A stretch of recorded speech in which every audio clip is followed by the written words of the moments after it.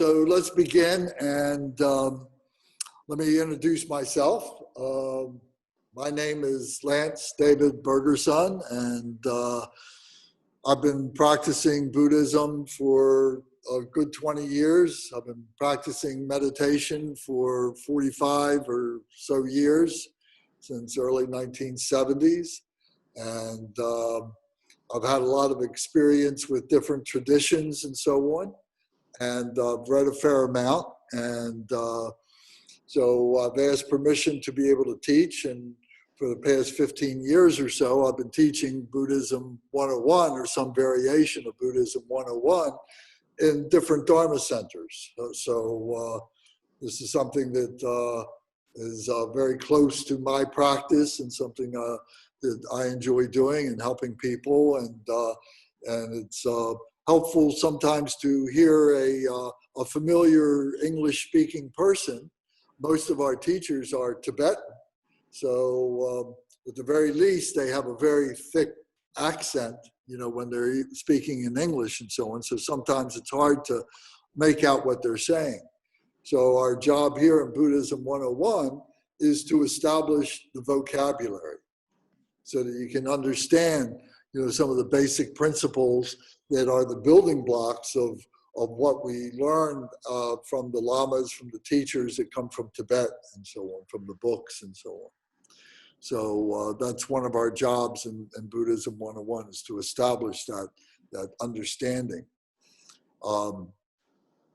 We're here at the Dharma Surya Center in Fairfax, and we've been here now for 5 years in this facility. And we're part of the Drikung Kagyu lineage, which is a very old lineage. It's 800 years old of unbroken teacher, master, and so on.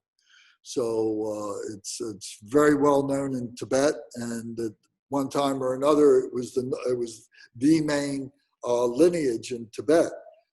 Now today, the Dalai Lama's lineage, the Gelugpa, is the #1 lineage in terms of the number of people who follow in that lineage. But this is the lineage, this particular lineage is considered to be the lineage of the yogis. So there is a great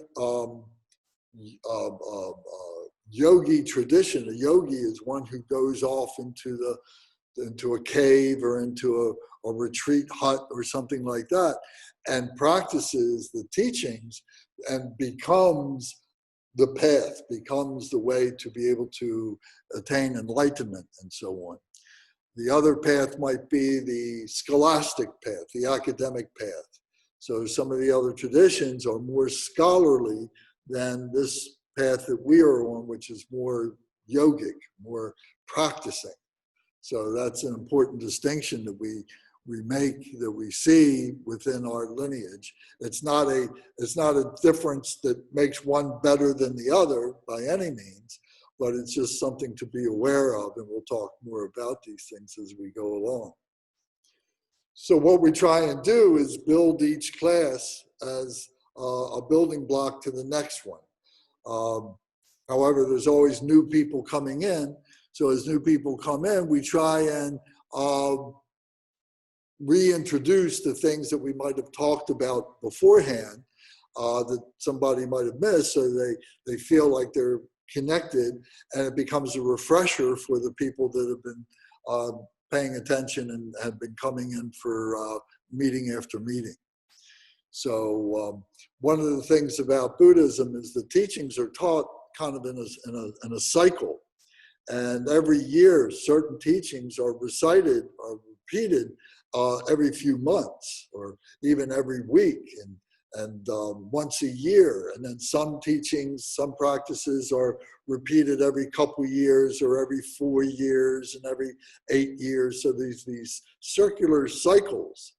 So we begin to recognize that, and we begin to appreciate that, because it really helps us to refresh ourselves and to fine-tune the things that we might have forgotten about, or we weren't paying attention about, or just didn't understand in the beginning. So at the risk of seeming redundant, you'll find that that actually is part of the blessing of the way that the Buddha's teachings are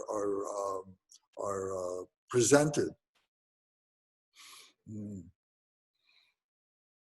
So we like to start with understanding who the Buddha is. Who, you know, what is this Buddha, and why are we following the teachings of the Buddha? What does it all mean? And so on. And to be able to recognize that the timelessness of what the Buddha taught 2,600 years ago is still very, very relevant to what is happening today in all different levels. So by understanding a little bit about his life, what we're going to talk about tonight is going to help establish that similarity between 2,600 years ago and today. So I guess first I just want to make sure, does anybody have any questions or comments that you'd like to be able to express before we get started?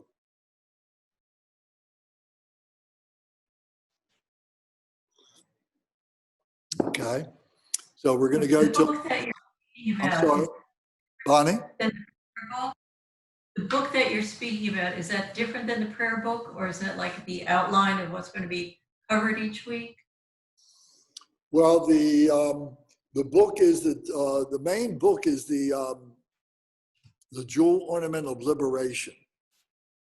It was written by Gampopa.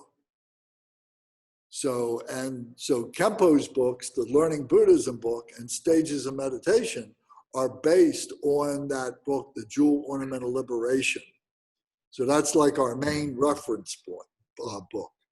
So in there are all these stories and the elaborations by chapter of the different sections. So that's the main book.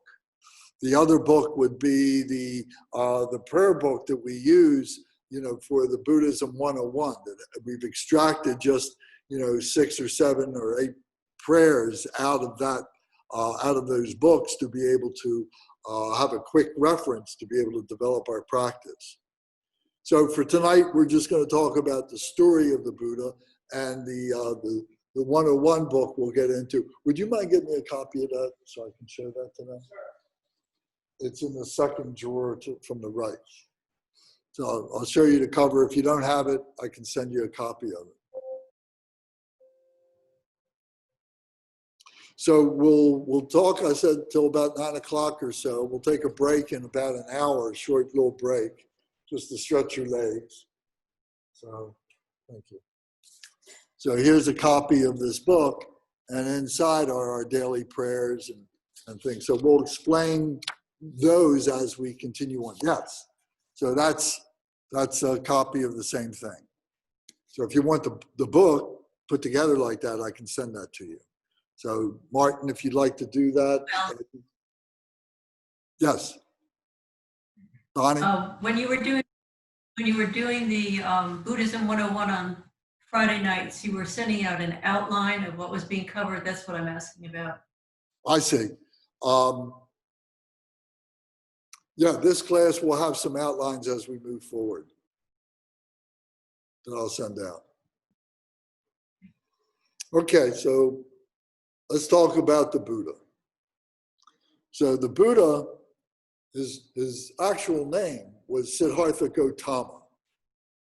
And he was born a prince 2,600 years ago to a king who didn't have the biggest kingdom, but had a very good kingdom in northern India, which is now part of Nepal. And Siddhartha Gautama's mother, the queen, had a dream that this elephant came to her who had 6 tusks and told her that she was going to have this child who was going to be a great being. And this child was either going to be a great being in terms of being one who would command respect of all the people within the kingdom, like a great leader, or he would be a great spiritual leader. So she kept this to herself. She didn't say anything to her husband, the king, but she kept this to herself. And not too long afterwards, she found herself to be pregnant, and she was carrying the child as normal. And it was the tradition of the time, of the people there, that the women would travel to their home family, to their original family, to have their children, so that the women in the family could help birth the baby and so on. So they were traveling from the kingdom with her king, and she was traveling with her entourage. The king stayed back at the palace, and she was traveling with this large entourage, and they were making their way to her home village, when they had to stop in a place called Lumbini in Nepal, where she started feeling like she was going to have the child. So the custom there was that they would hold on, that the women would hold on to the branches of a tree called a sal tree, S-A-L. And it was not a huge tree, but the branches were, you could reach up and hold them. And the women would stand, and they would kind of crouch down a little bit, support themselves with the tree like this, and they would birth the baby in this way. And the other women, would kind of gather around them and, shield them, from other people and so on, and be able to help facilitate the birth. So she wasn't making it all the way down to her home village, and she found that she was going to have this child on the way down to that village. So she must have been having a difficult time of having this birth. So we have to give a little bit of credence to some mythology, to some stories and so on. And I'm not one to take things too seriously. Things are metaphors and so on. So I don't hold on to things real tight in that way, but I can appreciate the stories that do go along with these ancient things that happen and so on. So here she is, she's having trouble having this birth, and they say that they pierced her side with some kind of a knife or something like that. And it's through that the infant was born. And the infant was born and had all his faculties at that moment, and was able to stand, and was able to walk, and was able to speak. And he took 7 steps towards all the people that were there, and he declared that he was going to be this great being that was going to bring enlightenment to all these beings, that he would be a very special being that was prophesied. All this was coming out of early Hinduism. So this idea of the Buddha, of the enlightened one, of the awakened one, was always being prophesied that this being would come. So he's declaring that he is this being. And each step that he took 7 steps, and each step would be these flowers would just come from his footsteps and so on. So this was part of this miracle of his being born in this way. So then after those 7 steps, the women that were there, brought him together, and they bathed him. There was a pond there, and bathed him and bathed his mother in this pond and so on. And they had great love and respect for him. And he then became, this normal kind of an infant. So it's not clear, it's not really said whether they continued on to onto her village, her home village, or they stayed in Lumbini for a time, or they went back to the kingdom where the king was. It's not exactly said, but what has been said is that within 7 days, 5 to 7 days, his mother passed away. So, we can say, okay, in our modern minds, was this some kind of like a cesarean-like birth? She was having trouble. Did they cut her, and the baby was born this way? Did she, have an infection? Was she bathed in the water there? And did that promote an infection in her body? All these things are possible. So, but the point is that she passed. And at some point thereafter, they were back in the kingdom, and they had many nursemaids that were there. They had aunties, aunts that were there, sisters of the king and of the family that were going to raise the child. So there was no lack of attention that was going to be paid to this infant child. So the king, he wanted to have an understanding of who this child was. So he called together the fortune tellers, and the fortune tellers came and they kind of examined the child, this infant, and they all agreed that this child was either going to be a great leader of the kingdom, or he was going to be a great spiritualist who was going to really bring people to a higher realization that they had ever been before. So the king, hearing this now for the first time, he said, well, my son, this prince, is going to be in the kingdom. He is going to succeed me, and all my kingdom is going to come to him. I'm not going to have any of this idea of him being a great spiritualist. So he kind of made it so that his son was never to leave the palace. Now, the palace was this great building, of course, and had other buildings that were within the confines of this great walled-in courtyard.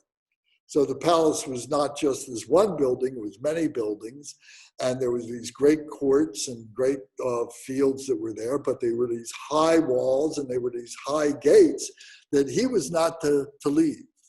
And it was made very clear that to all the attendants and so on that he was to be protected at all costs and not to be able to go out. He didn't want his son to recognize any painfulness or any sorrow, any suffering of any kind or anything like that.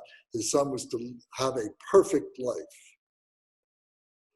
So, of course, everybody followed the king's instructions, and the prince Siddhartha Gautama was learning the reading and writing of the time. He was learning some of the religion of the time, but mostly he was learning the martial arts of the time, because a kingdom at that time was a strong kingdom and was supported by an army, and that the prince and the king had to be leaders of that army and so on. So he had to be a great warrior himself. So he was being taught how to protect himself and how to engage in combat and so on like that. So he had other kids who were children of the attendants, who were of the aristocracy that lived in the palace, of family members. So there were other kids his age, cousins and so on, that he was able to engage and play with and learn these teachings with. And Siddhartha Gautama was, of course, the greatest of all these students who was learning all this wonderfully and was able to subdue his cousins and the attendants' children and so on in the combat that he was learning. So this continued for his formative years as a child, and meanwhile, of course, he's being doted upon as a prince would be, and he had all these wonderful garments and lifestyle, as you might imagine, and so on, 2,600 years ago in northern India. And he finally got to be, into entering into his teenage years. And at that time, it was normal for the royalty, at least, to begin to get married, to have a mate and begin to have children. Many of the people at that time, their age expectancy might only be, 30, 40, 50 years old, was quite typical. So to start having children at 13, 14, 15 years old was not unusual either, so that they would have a full lifespan and so on. So at around the time that he was 12 years old, 13 years old, they announced that there was going to be this great festival that was going to go on for several days, so that all the people of the community all around this kingdom and surrounding other kingdoms could bring their daughters to meet Siddhartha Gautama, so that he could choose someone that he could marry. So as it said in the text, in the books, that all these people came, and there was great festiveness and great food and all dancing and all the things that you might imagine at these festivals. And it was at the end that he hadn't found anybody that he really cared for, someone that he wanted to pursue in any way.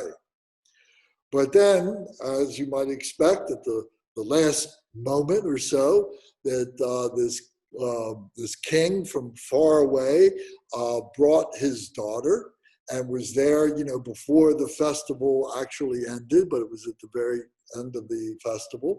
And right away, Siddhartha Gautama and this young girl, Yasodhara was her name, they connected with each other. And they realized that this was going to be the marriage that they were both looking for. So everybody was, of course, excited about this, and this was wonderful. So shortly thereafter, they had a marriage, and everybody was so happy and everything, and they were living in the palace, and he continued his training to be a warrior, to training to be a diplomat, such as it would be within the aristocracy, and learning, from these about these other kingdoms and so on, who might someday, they might make alliances, or they might subdue through military battle and so on, because that's what they did in those days. These kingdoms would change hands and so on like that. So during all this time, Siddhartha Gautama was very successful, again, at learning his martial arts. He was a great archer. He was a great swordsman. He was a great horseman. He did all these things, all within the courtyard of the palace. So years are going by, and Yashodhara never had a child. She never got pregnant. And that was, disconcerting to people. And, what was going on? Was he what was going to happen? How was this going to work out? But nevertheless, things kept on going. And Siddhartha Gautama, like I said, was learning about statesmanship. He was learning about ruling people. He was learning about being a warrior. And he was also learning about the pleasures of being a king and being in the palace, and with all these courtiers and attendants and so on, and the way that they would lavish their attention on him and the other parts of the royalty and so on. So this very lavish, pleasurable lifestyle was there, and he's learning all about that. So Yashodhara gets pregnant. And then Siddhartha Gautama, they're in their 20s by this time. And everybody's very happy, very elated that, a child is going to come, an heir is going to come to Siddhartha Gautama. And, but at the same time, he's thinking more and more about what's on the other side of the walls. What's on the other side of the gates? Why can't I go out there? That the king won't let me go out there. So he has one of his attendants who is very loyal to Siddhartha Gautama. And Siddhartha Gautama is able to persuade him, the attendant, to take him outside the gates in the middle of the night with nobody knowing. So the attendant is very upset about this. He says, you know, if the king finds out about this, he will cut off my head right away, because he said no one is to take the prince outside of the palace. So at the penalty of death. So Siddhartha prevailed on him and insisted that he take him, and finally the attendant agreed. So one night they get on their horses and they start and they open up the gate and they go out, and they don't get too very far out into the village that is right outside this main gate, and they see these people that are lying in the streets and appear to be crippled in different ways and so on. And they seem to be very sick, we would call sick. And they're vomiting, you know, they obviously don't look good, their skin is not right, everything about them looks terrible, and they're moaning and looking miserable and beseeching, you know, these two wonderful looking royalty, the attendant and the prince, you know, and asking them for help and so on. Siddhartha says, who are these people? What is this?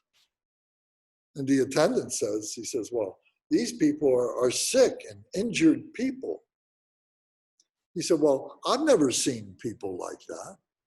He said, well, that's correct. He says, the king won't allow this in the palace. If someone gets sick, they have to leave the palace. If someone gets injured, they have to leave the palace. If someone is born with these malformations, they never come into the palace. And Siddhartha Gautama is just aghast at this. He says, I can't understand that. He says, this could happen to people? He says, yes, this is what happens to people. This could happen to you. You could get sick. So, well, I've never been sick like that. He says, I know, you know, you're very well protected. So Siddhartha was just overwhelmed with this, and he said, let's go back to the palace. I can't deal with this. So before the end of the night, they get back on their horses and they go back into the palace, and nobody knows that they left the palace. So Siddhartha continues along with his training, and Yasodhara continues with her pregnancy, and life goes back as it was before and so on. And some months pass, and Siddhartha is thinking more and more about this and thinking, you know, I'd like to find out more about what's on the other side of this, what's in the village, what this life is like over there. So he again goes to his attendant and persuades his attendant yet again to take him out. And the attendant's reluctant, but Siddhartha prevails, and they go out again in the middle of the night. This time they go further out into the village, and they see all these homes and the way people live and so on. But then they go further onto the far side of the village, and they see all these huts of these people that are living there.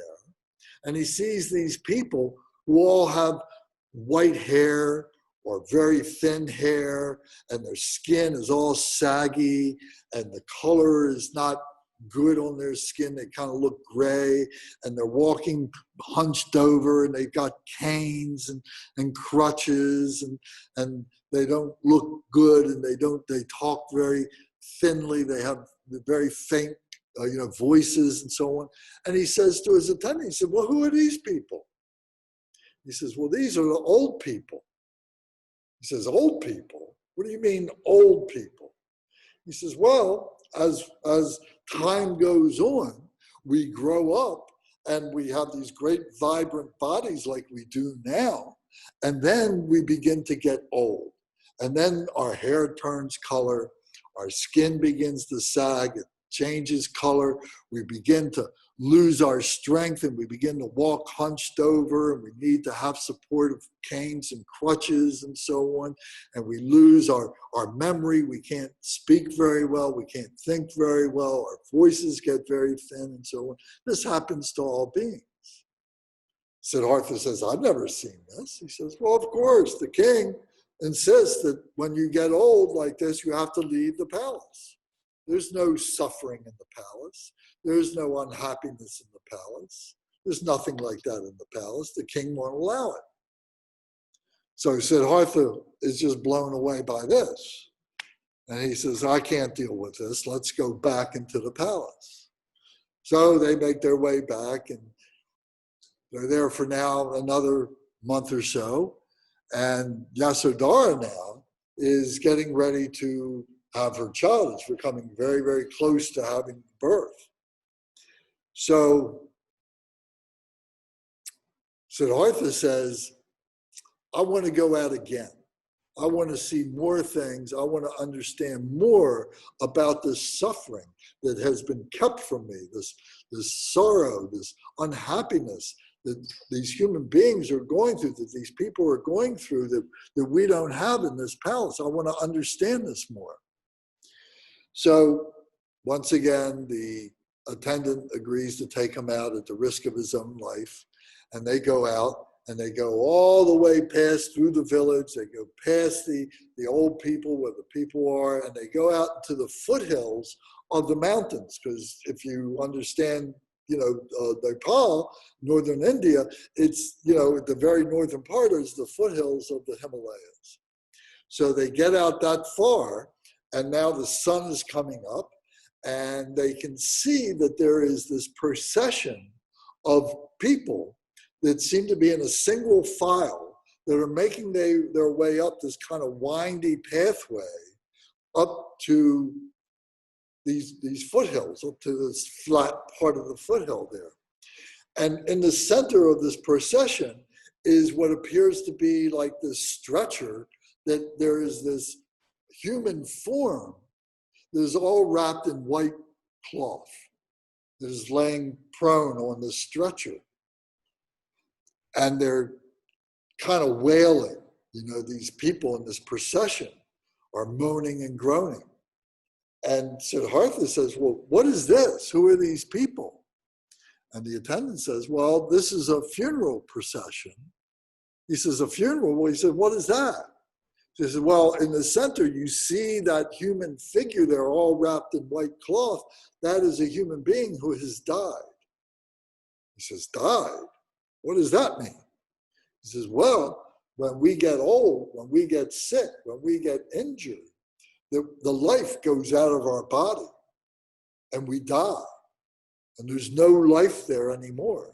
And they have to take the body and they have to cremate the body. They have to burn the body so that it doesn't make people sick, because it smells real bad and it's not good. So we burn the body, or we offer it to the animals, or we bury the body in the ground, something like that. So we take it up to the cemetery ground for this to happen. Siddhartha says, well, that couldn't happen to me.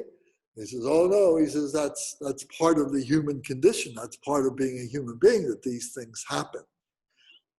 And Siddhartha was just, his mind was just exploding with, my goodness, people get sick, people get injured, people that suffer from this, people get old, now people die. My goodness, what more can happen to people, and so on. And he was just blown away. So he says, well, let's go back to the palace. And as they did, they kind of swung around a little bit, and they were going along the edge of a forest. And they could see in the woods of this forest, they could hear some singing. and some musical instruments being played, and they could look in between the trees of this woods, and they could see these human beings that seemed to be dancing and frolicking and chanting and singing and playing these musical instruments, and they were all naked, and they were all blue. So he says, well, who are those? He says, oh, those are the ascetics. He says, ascetics, what are they? He says, well, these are people who have given up all their human possessions. They've given up their life. They've given up their families. They've given up all their jobs. They've given up all their responsibilities. And they live in the woods. They live in the forest. And they have teachers that teach them how to meditate and how to experience heaven, how to experience another kind of mind, another kind of life. And they've given up wearing clothes, and they take ashes from their fires and they put it all over their bodies, and that's why they turn blue. That's why they look blue and so on.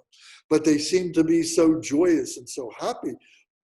Siddhartha Gautama was just amazed at how cheerful these beings were. He says, my goodness, that's really something. So they make their way back to the palace. And he's thinking about all these things now.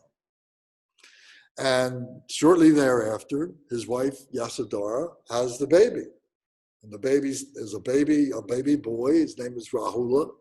And of course, this is the most wonderful thing that could happen, that a baby boy is born to the prince, and now the lineage of the royalty will continue, and they're all so happy. Everybody's ecstatic about this.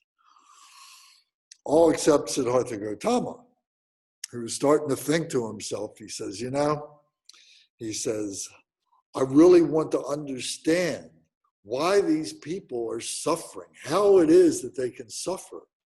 And I want to understand these people that I just recognized out in the woods like that are so joyous and so happy and are learning a way to be able to give up all these things that are human beings, or what human beings do and so on. He said, I got to understand this more.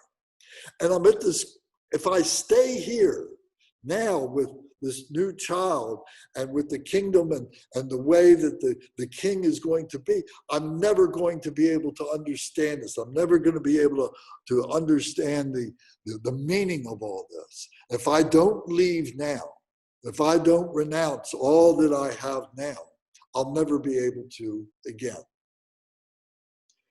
So he doesn't tell anybody this, except that he wants to leave, and he makes his attendant take him back out of the gates. So in the middle of the night, they go out again, and they get to the edge of the woods, to the edge of the forest, and Siddhartha gives his horse to the attendant, and all the beautiful saddle that he has and all that. He says, you give this to my father. And he takes off his clothes and says, you can keep this, my attendant, and here's my jewelry, and you give this to my wife, and here's some more jewelry, you give this to my son, and give me your knife. And he takes the hair, the royalty would grow this like ponytail. And it's a symbol of their royalty, of their aristocracy. And he takes it and whacks it off. And says, here, you give this to my father. He says, I have no need for this anymore. And the attendant is just sobbing with tears. He's so sad that this is going to happen, because he's got to take this all back to the king, explain this to the king, and the king is going to say, cut off his head. He's responsible for leading him to all of this. So he doesn't know how he's going to explain this and everything. So he's begging Siddhartha, please change your mind. Siddhartha says, no. He says, I'm going into the woods. I'm going to meet up with these ascetics, because they seem to have some understanding of the meaning of life more than anything that I've learned in the palace. and understand this suffering of what these beings that I've met outside the palace are going through. And maybe I can understand more about what it is to be a human being. So he disappears into the woods, and the attendant goes away. So now Siddhartha goes deep into the woods, and it wasn't too long that he hears some singing and some dancing, some musical instruments, some chanting, and he makes his way to those ascetics. And he says, oh, I've heard about you, and I would like to be one of you. I would like to understand how you live. And they said, oh, well, you know, we've given up everything, and we don't have any clothes, and we have these bowls that we go into the village, and once a day we beg for food and so on, and we take it back to our teacher, to our guru. And he gives us teachings. He teaches about life, and he teaches about meditation and so on. So he said, well, I would like to learn about that. I'd like to meet your guru. So they take him to the guru, and he meets the guru, and the guru explains to him, he says, well, I will teach you everything that I know, just like I have been teaching all my other disciples here, and that your responsibility is to practice what I teach, and to go into the village, and to take your bowl, and to bring your bowl back to me, and you share whatever that the villagers have given to you, and you share with me. I stay here in the woods and I teach. So he says, well, that seems like a reasonable, relationship. He says, I'll do that. That's fine. So he does. And over a period of time, he's receiving these teachings from this guru, and he's learning how to meditate. He's learning how to breathe properly, how to sit properly, all these things and so on. And he's having some awareness. He's having some realizations that he hadn't had before of what it is to be a human being, and be able to have some glimpses as to what it is to be a higher, to be something that's within ourselves. But it couldn't be articulated and so on. And he couldn't understand. He wasn't the teacher. The guru wasn't teaching him the meaning behind all this. He wasn't learning the cause of what the suffering was and so on. So after a period of time, he became disenchanted with this teacher. But he knew that there were other teachers that were further deeper into the forest. So he says, I'm going to go look for another teacher. So he goes off by himself and goes further into the woods and finds another group. And this group seemed to be a little more solemn, a little more sincere in what they were doing. And they take him to the guru. And this guru seemed to be a little bit more circumspect. And they have the same type of relationship, where Siddhartha has the begging bowl, and he would go in and bring food back to the guru, and the guru would teach him, and he's teaching him some more about meditation, more practice and so on, and teaching more about what it is to be a human being, and what it is to go through suffering, and what the different sufferings are. But after a period of time, he's not learning what the causes of these sufferings are. And so Siddhartha is, again, disenchanted with this teacher. And says, well, I need to find, what this really is. I need, there's something there. I really have this sense that I'm moving in the right direction, but I'm not getting the right teachings that I need. So he leaves that group and he goes further into the forest, finds another group, finds another guru, and again, beseeches the guru there. And the guru says, oh, I can teach you great things. And Siddhartha agrees, and he stays with him for quite a while. And he's learning deeper meditation, different techniques, how to breathe properly, how to meditate properly. And he's seeing, greater glimpses. He's seeing greater realizations. His mind is being opened more and more. And he's making some friends with some of the people there and so on. And after some period of time now, he feels like he's gotten all the teachings that he can get, but still he hasn't learned the meaning and the causes of all this suffering. So he feels that this is what he needs to know. This is what he is there for.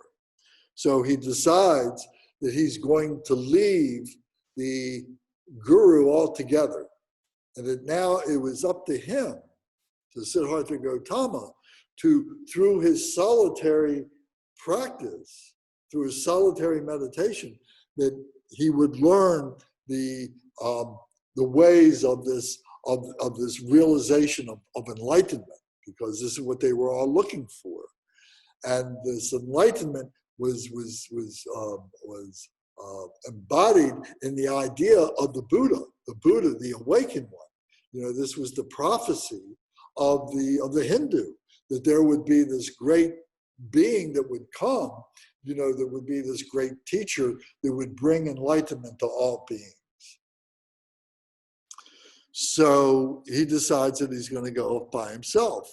And through all this, you know, these different ascetics, the one thing that was common to all of them was renunciation of their materialistic, of their physical world, giving up of their bodies. Their body was something that they saw as an impediment to their liberation. And if once their body was gone, then they could liberate. You know, so that was a necessary process. So he decides to leave, but he's talking to his 5 friends, and they said, you know, we agree with you that this is the way that we should do this, that we should go by ourselves, but we'll leave together with you, and we'll all go meditate in an area that we're nearby, but we can all do our solitary meditation together, and so on. So they all agree to do that, and they go off, and they go up into the hills, a little bit higher than where they were in the forest, and so on. So they each found their trees, or they found their caves where they could be, and they had a quantity of food with them, but it wasn't a great quantity. You know, maybe it was some rice, and maybe they would pick some vegetation that was growing, and they had a bowl, and they would have some water nearby, and so on. And they would ration themselves. And after a period of time, years, you know, they had this rice, and they said, okay, I'm just going to have a handful of rice, you know, today. And they would do that for a few days, and they see that their store of rice is getting lower. They say, okay, I'll have a handful of rice a week. And then they said, oh, I'm just going to have a little palmful of rice a week. And they kept cutting down, because they had to ration themselves, and they were just doing the bare minimum that they had to do to stay alive. And after a period of years, they became emaciated, and they became just literally skin and bones. And after 6 years, I mean, they were just like living corpses almost. And their skin was all pale, and their hair was not, you know, healthy. And Siddhartha is thinking to himself, you know, he says, I can't even meditate anymore. He says, I'm too weak. I don't have the strength. I can't even think clearly anymore, you know, because my body is so emaciated. I feel so bad. I can barely sit up. I can barely stand. He says, this is not working. I'm literally killing myself, but at the same time, I'm destroying my ability to be able to think and to meditate. He says, this is not working. Being able to renounce the body is not working. So after 6 years, he says, I don't know what I'm going to do. This is not working. I'm going to leave. I'm going to go down into the valley, into the village. So he makes his way, starting to walk down, and his 5 friends can see him. And they come down to him, and they say, Siddhartha, where are you going? What are you doing? He says, this is not working. He says, I can't think anymore. You know, I'm not healthy. I don't feel good. I can't meditate anymore. I don't know what I'm going to do, but this is not working. I'm giving this up. And they say, oh, Siddhartha, we're so close.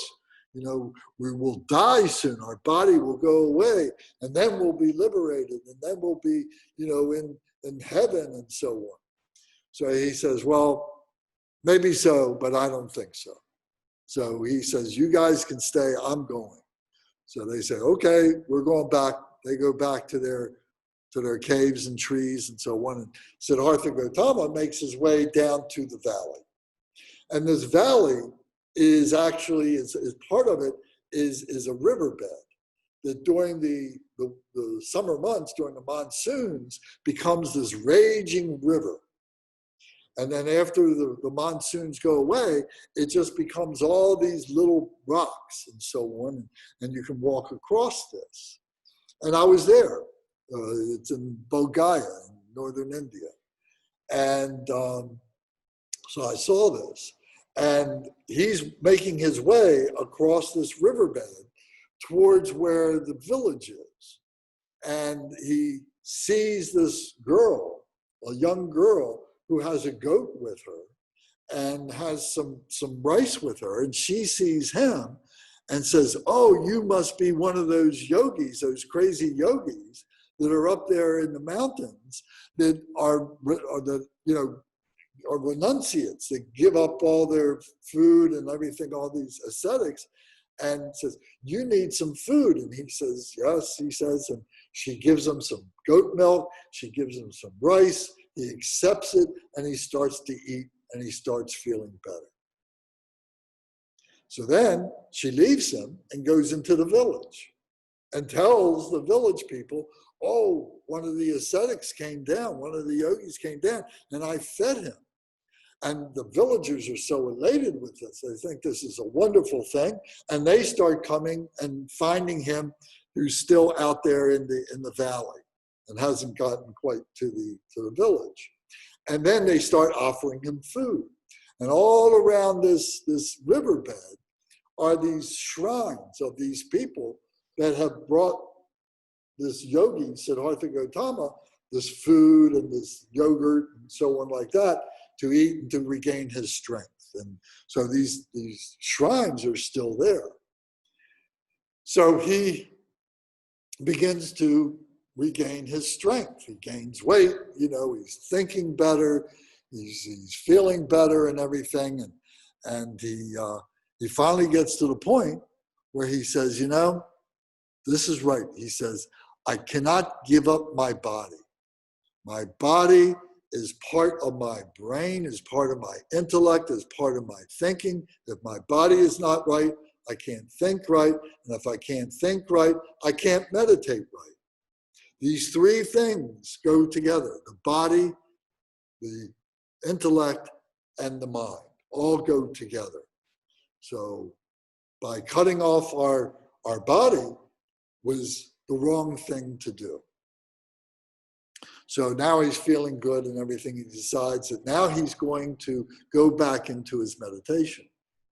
So he finds this great fig tree, big broad tree with great branches and great leaves and that offer protection if it should rain, if there's hot sun or anything like that. He says, I'm going to sit underneath this tree tonight and I'm going to go into meditation and I'm going to go as far as I can go. And I'm not going to get up until I can reach enlightenment.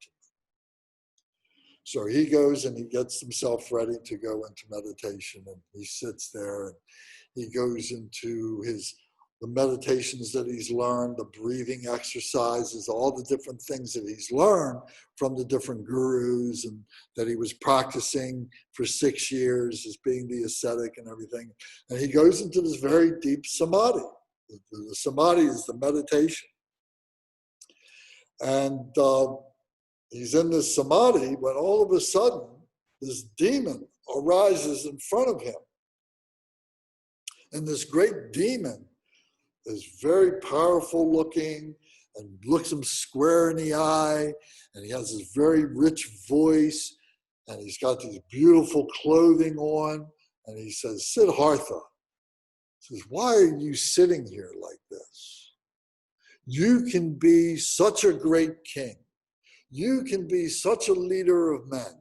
You can convince them of anything. You can have the greatest kingdom all around you just by the things that you tell people. People will follow you. People will trust you. Why are you sitting here like this? If you follow me, I will show you all the ways that you can be this great king. Siddhartha thinks to himself, wow, he says, this is like what they were teaching me back in the palace.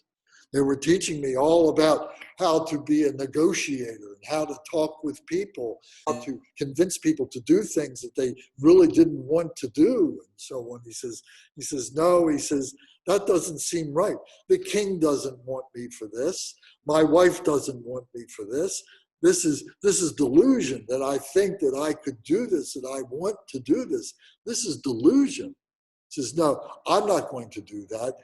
You, demon, you follow me. And just like that, the demon just disappears. So Siddhartha says, okay. Goes back into his meditation. Goes back into his samadhi, even deeper than he went before. And he's resting very comfortably in this blissful samadhi when this demon comes up in front of him. And this demon is ferocious. This demon is so powerful. This demon has lightning coming out of his fingertips, has lightning fire coming out of his mouth and out of his eyeballs, and fire coming out of his ears. And he's wearing all these clothes that are so powerful, like a great warrior and so on. And this demon says to him, Siddhartha, why are you sitting here like this? He says, you can be the greatest warrior. You can lay all these beings to waste. You can have all these kingdoms just by the power that I can teach you to use. All this, you can slay all your adversaries. You can kill them with one swoop of your sword. You can do all these things. All you need to do is follow me. And Siddhartha thinks to himself, well, I remember when I was back in the courtyards and I was learning the martial arts and I was learning how to fight my cousins and the attendants' children and so on, and the pain that I had to inflict upon them to get them to yield, and how they would cry and how they would hurt and how sometimes I would stop seeing them. And now he remembers, well, maybe they hurt themselves and they were made to go outside of the palace. That's why I never saw them again, because I hurt them so bad. He says, oh no, he says, I don't want that. I don't want to bring that kind of suffering. I don't want to bring that kind of pain to people. So he says, no, he says, you have that great power, but I don't need that power. You follow me. And that demon just disappears. Siddhartha says, oh, okay, wonderful. And he goes back into his meditation. And this time he goes deeper, deeper into a meditation than he's ever been before. It's so blissful, so beautiful, so powerful. When now this demon arises in front of him. And this demon is beautiful. This demon is 4 demons in one. This demon are the dancing girls. These demons are voluptuous, are gorgeous women that have these beautiful songs, have these beautiful dances with this very enticing, alluring presence among them. And they say to Siddhartha, why are you sitting here like this? Don't you know that you can be with us? You can have all the pleasures that you ever imagined and many more that you don't imagine that we will show you. All these pleasures of the body, all these pleasures of the flesh, all these wonderful things that you can share with us and we can share with you. Siddhartha, why are you sitting here like this? Don't you want to have this pleasure? And Siddhartha thinks to himself, you know, when I was back in the palace, he says, I remember I had all these attendants And they would do anything for me. They offered themselves to me over and over and over again. And what they did was they had all these jealousies because this one wanted to do this for me. And that one wanted to do this other thing for me. And all this, and they started fighting between themselves. And all these jealousies began to come. And they didn't want me to be with my wife and all these things. He says, oh no, he says, there was such suffering that was being caused by my attention to all these wonderful beings and everything. He says, no, he says, I'm not interested in that. He says, there is something greater that I am looking for, this liberation from that. He says, no, he says, you get behind me. And just like that, the demon disappeared. And Siddhartha says, And now very quietly, very assuredly, he goes back into his meditation. Very, very, very deep. Deeper than he ever thought possible. And he's there for quite some time. Time just stands still. And during this time, he is seeing all the lives that he has led, all the lives that all people have led, all the different animals, all the different insects, all the different beings that have ever been. He sees all these lives. And he sees all the lives of people now. And he sees all the future lives. He sees all these things. He recognizes all these things as all being the same, as all being part of his life. And that all these beings have the same type of life together. And there's this peacefulness. There's this serenity. There is this understanding. There is this realization of what suffering comes from, the causes of suffering, that there is this peace within ourselves, this natural peace, and that it's being blocked up by these causes of suffering. And by being able to transcend these causes, one liberates themselves, one becomes awakened and sees all these things. But of course, this was all so novel. This was all such a revelation. This was something that was not taught anywhere, that was not expected. And he's enjoying this for a great some time.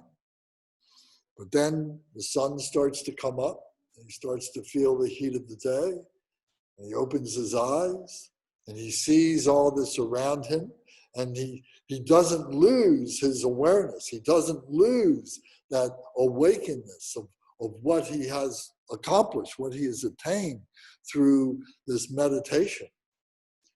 But he says, how can I explain this? How could anyone possibly understand this?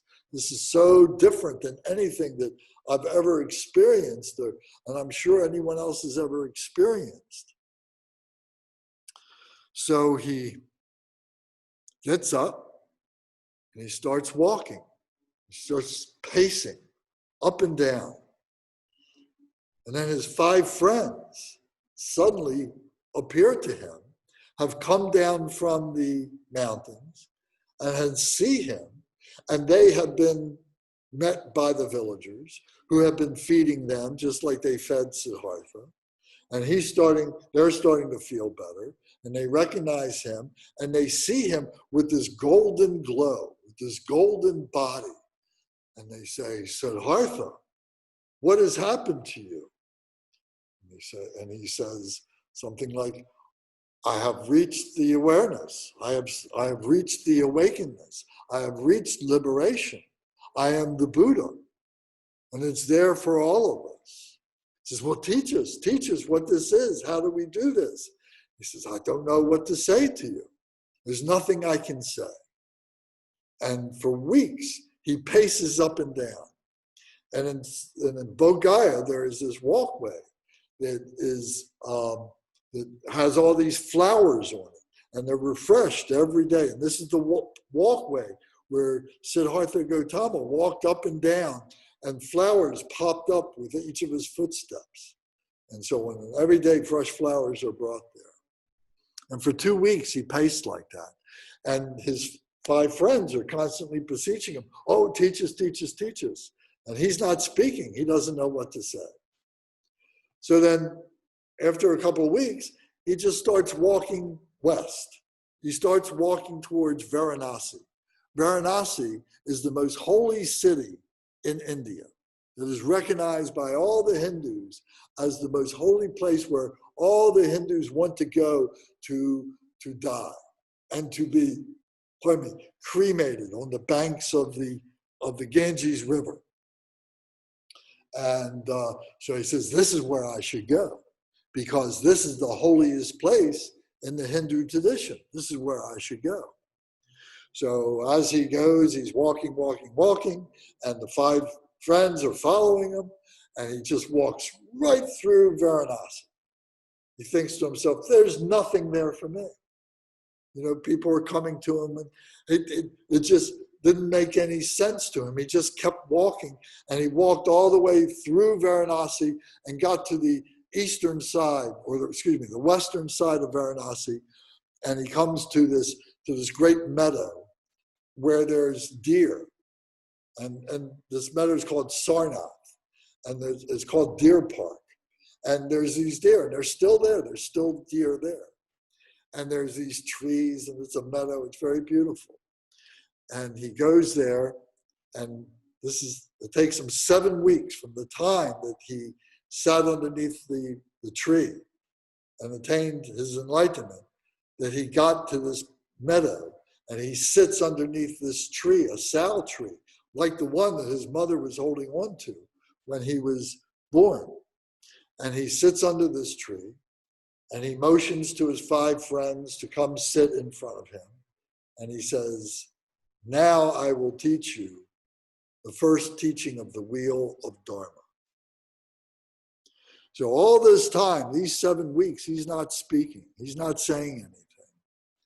But his genius was to be able to bring together an articulation of not what the enlightenment is, because that is non-conceptual, cannot be expressed.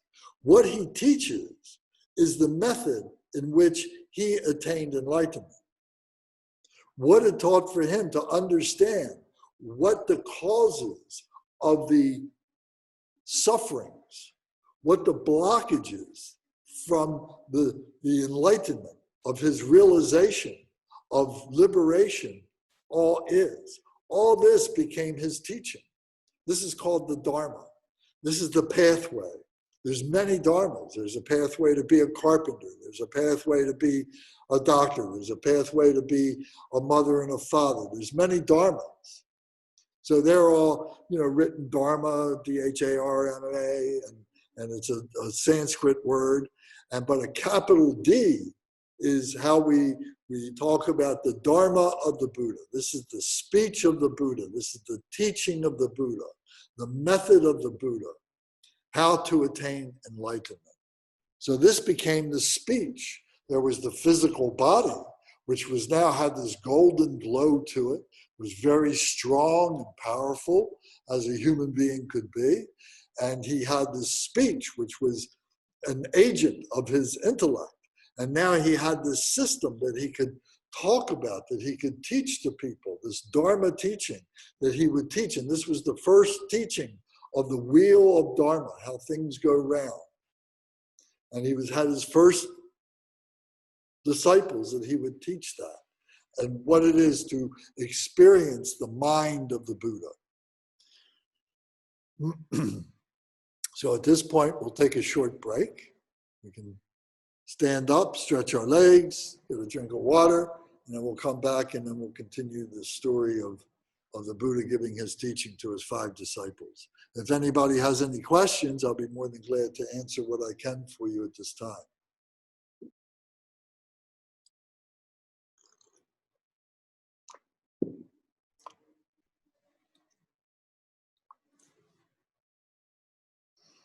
I'm going to stand up and stretch my legs. But if you have anything to say, just speak right up and we can hear you.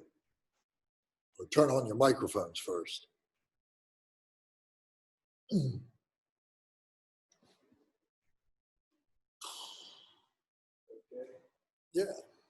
just uncoiling. Oh, I heard that story. Still, it's jokes.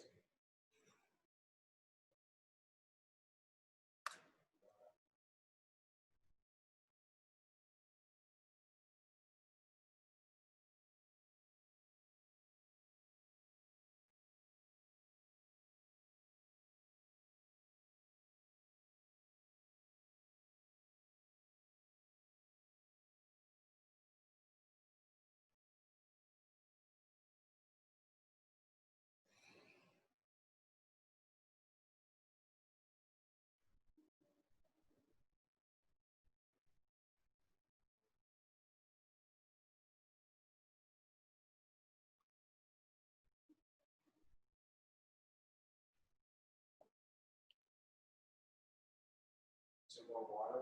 No, I got something.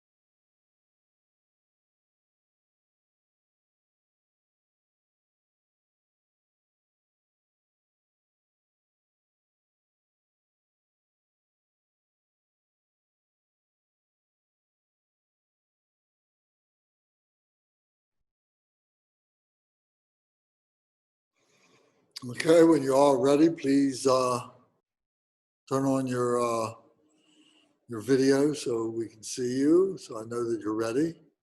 Okay, Martin, thank you. Zara, are you ready yet? Okay, very good. I got a thumbs up. Okay. Bhavani and Sankara, are you guys ready? I can see your ghostly images against the mandala there.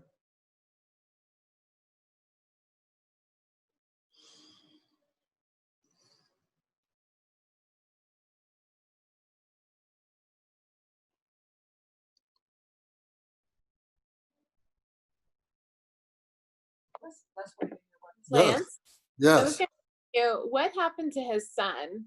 Is there a lot on what happened to? Well, yeah, ask me that again at the a little bit later tonight. Okay. There's a spin-off, right? What's that? A spin-off. He started his own reality program.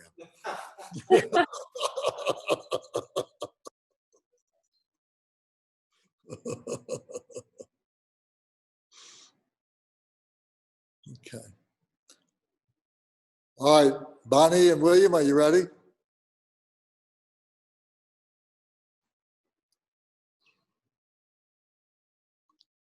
I see you making motions at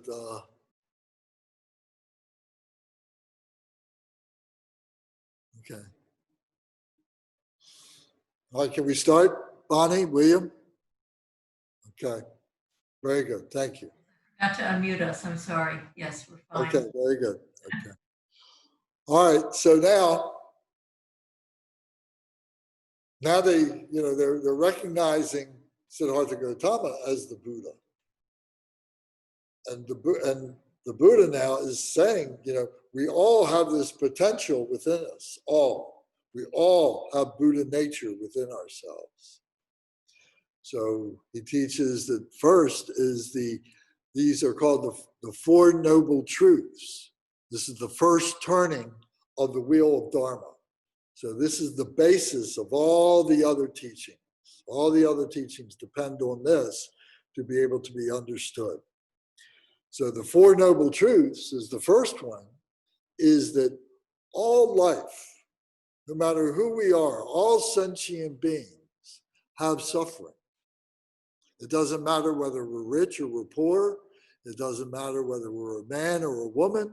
It doesn't matter whether we're young or we're old, or any of the other combinations of things that you can imagine, that all beings have suffering in their life.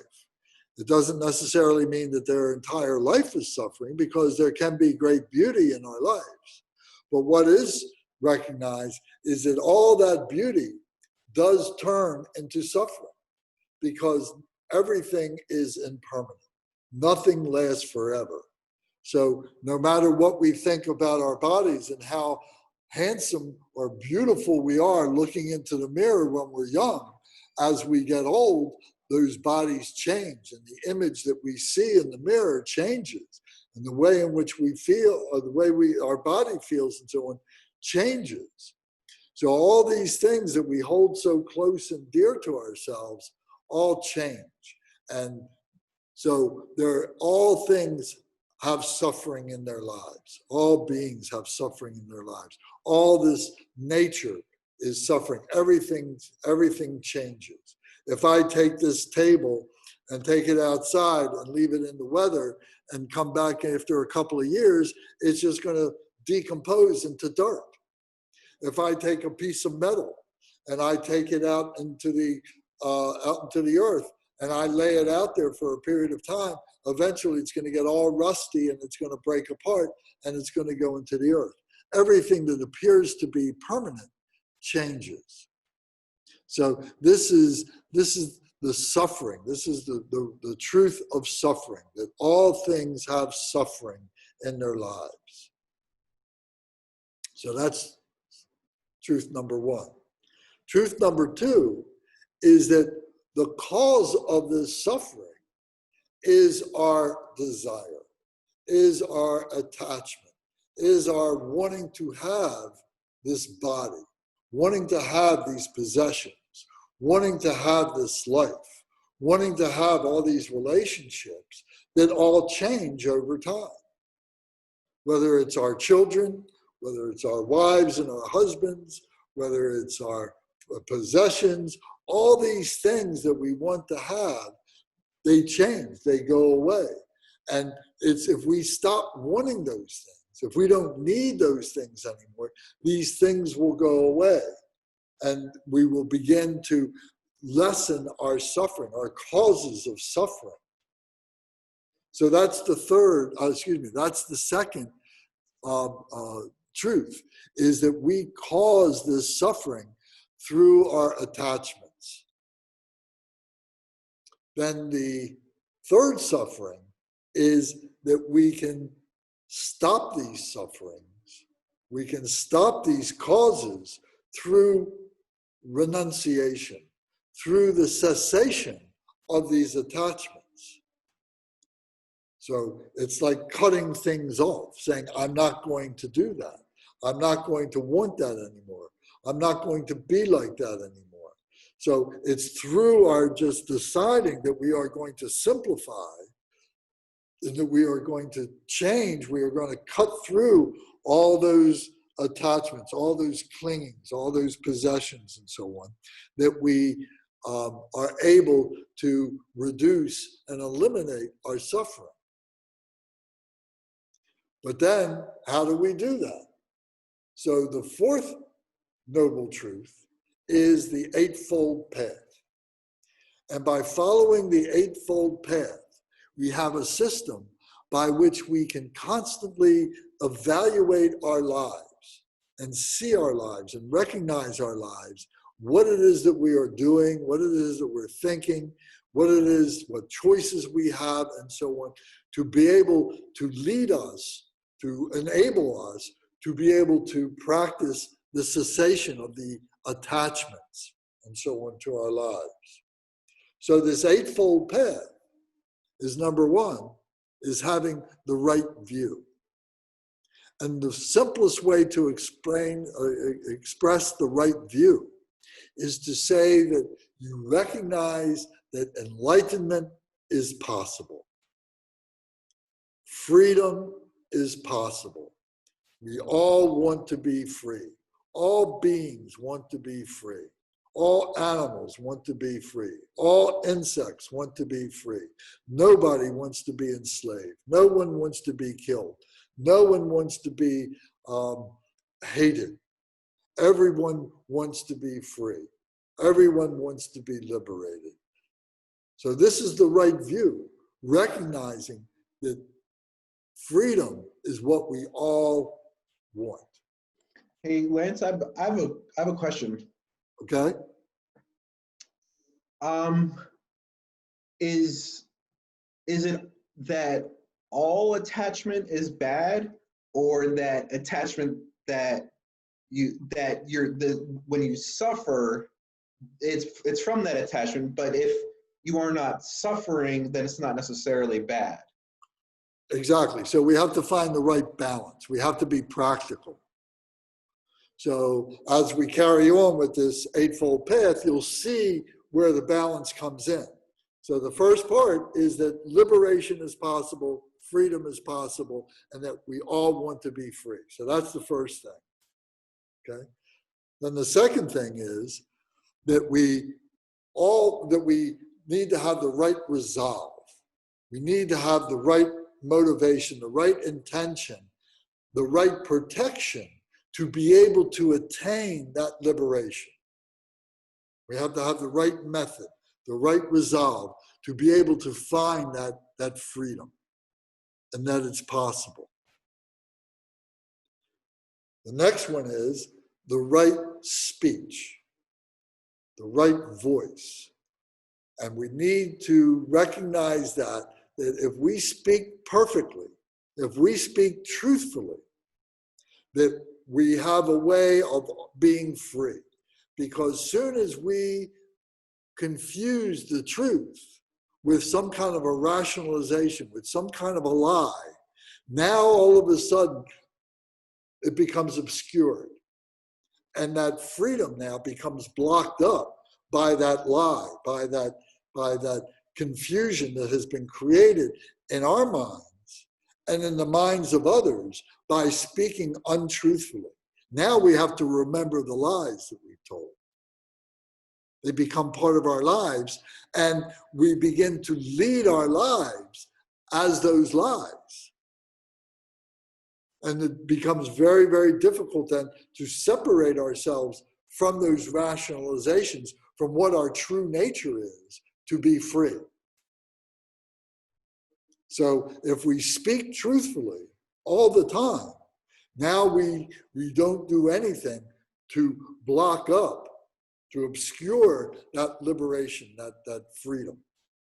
So if we don't know something, to be able to say, I don't know, rather than making up a story about how I can rationalize that I do know. Here's my theory, and then I begin to believe that theory, and then other people begin to follow that theory and so on. But meanwhile, it may be completely wrong. And we begin to follow that, and arrogance develops out of that, and so on. All these things begin to develop out of that. So the speech is the agent of the brain, of our intellect. Then the next one is to have right behavior, right conduct. Now, despite what we might say, now the way in which we behave, what we do, I could say the right thing, I don't know about something, but then I go and steal something, or I go and kill somebody, or I do this, or I do that, I do non-virtue. Even though I may say the right things, my behavior then becomes bad. Or, on the other hand, my behavior becomes good. And that by doing proper behavior, by doing everything with virtue, now I'm not blocking up that freedom, by blocking up that liberation, and the protection of that, the resolve of that is my doing good deeds, is my behaving properly, is my speaking properly. So right behavior, right conduct. So then the next one, the fifth one, is to have the right livelihood. The right livelihood means that we are part of society. We make these societies, we make these families, we make these relationships. It's part of our human nature to do that. So it's very important for us to recognize that we have a role in that and to be able to assume those roles. Now, those roles may change over time. Our roles as a child is different than a teenager. And a teenager is different than a 20-something, and so on and so on. But even within those time periods, we change and so on. We may start out that I want to be a carpenter, because not everybody can be a carpenter. But other people might be good with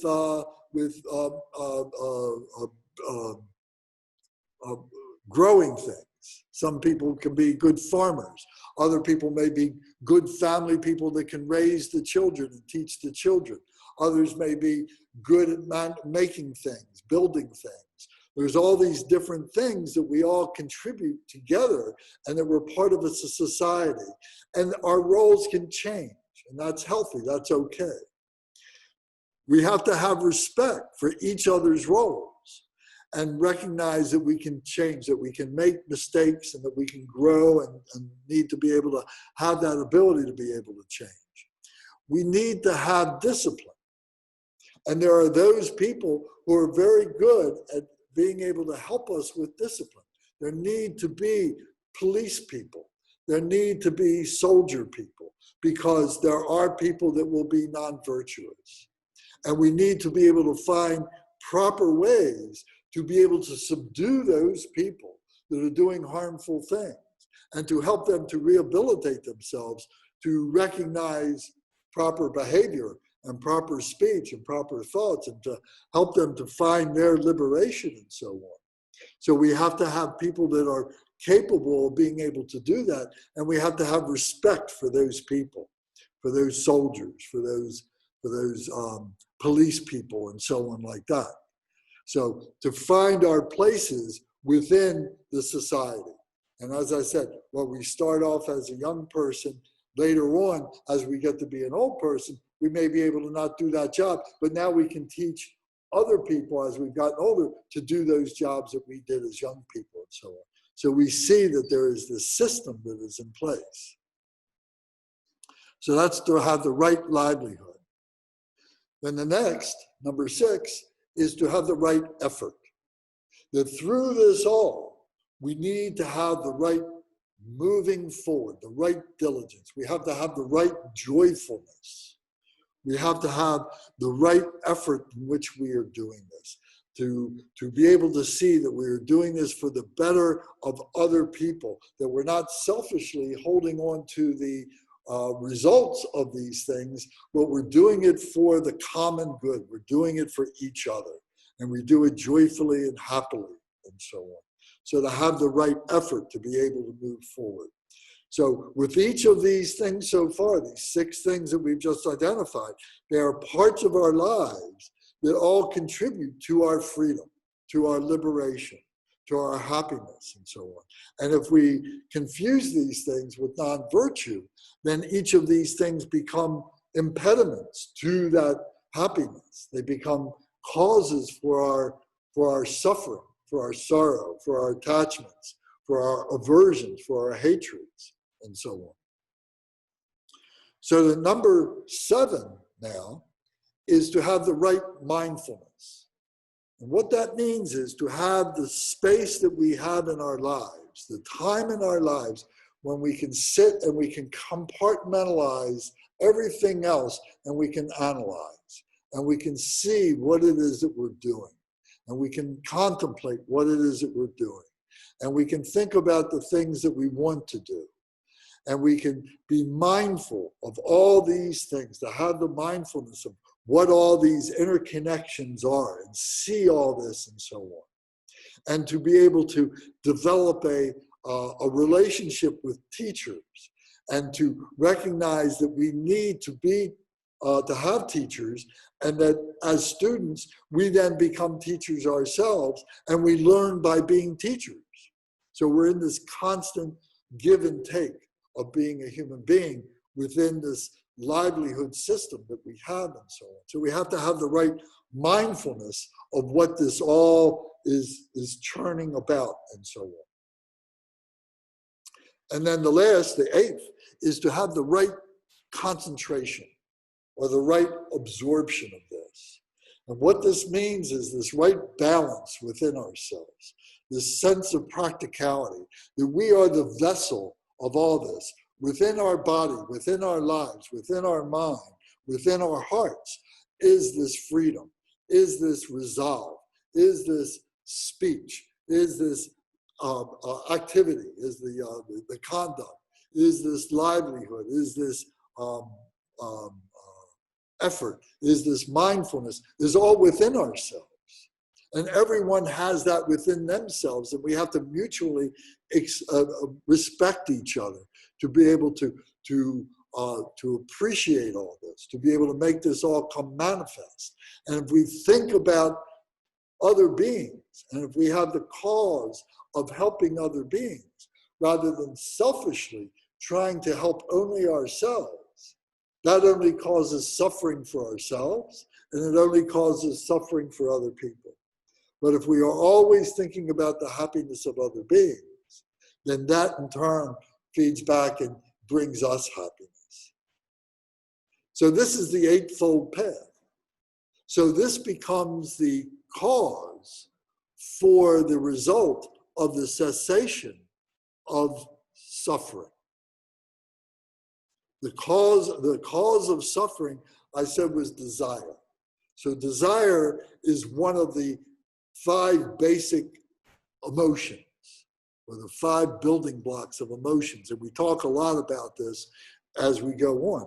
So so desire is one, hatred is another, ignorance or delusion is another, jealousy and envy is the 4th, and the 5th one is greed and pridefulness.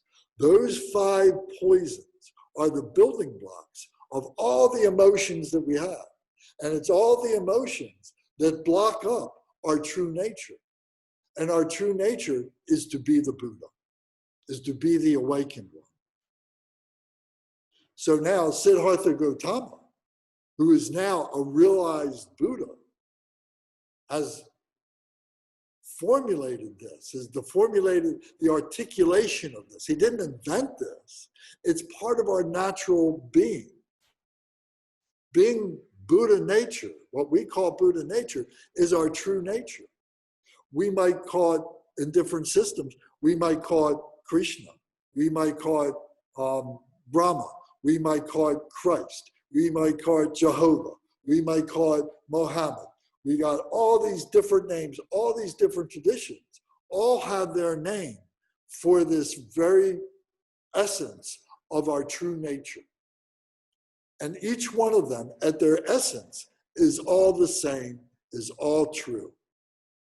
But what we've done as human beings is we've confused that. We've stepped on it. We have used it for the benefit of ourselves and others. And I'm talking about not literally ourselves, but mankind has used it to be able to manipulate other beings, whether they're human beings or animals, to rationalize their supremacy in the field of all these possibilities of beings and so on, instead of openly sharing all this together and seeing all beings as the same and so on.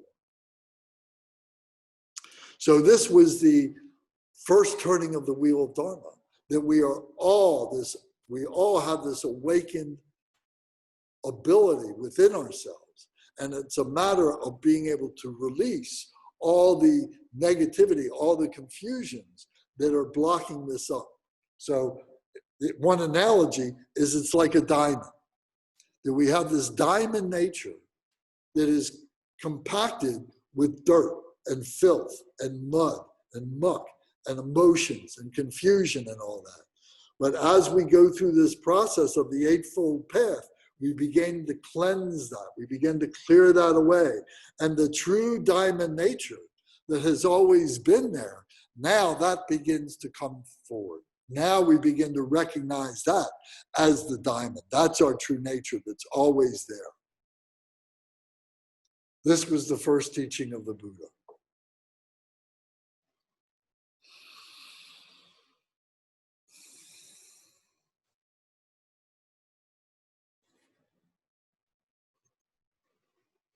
So when he was under the tree, and the first the first demon that appeared to him was the demon of ignorance, the demon of delusion. That was telling him, oh, you could be so great. Oh, you could be this great statesman. You could be this great king. You could bring all these people and everybody will love you. Everything will be perfect when you do that. We know that's not true. When there is anybody that has that much power like that, enemies are being made, confusions are being used, manipulations are being used, and so on, to be able to unify, what this being who wants to be this great being must utilize to be able to make this happen. So this hierarchy is created, this delusional structure is made. So he recognized that, and it disappeared. Then the second one was hatred, was the demon of hatred, the demon of aggression, the demon of anger, and how the pain, that is released by that.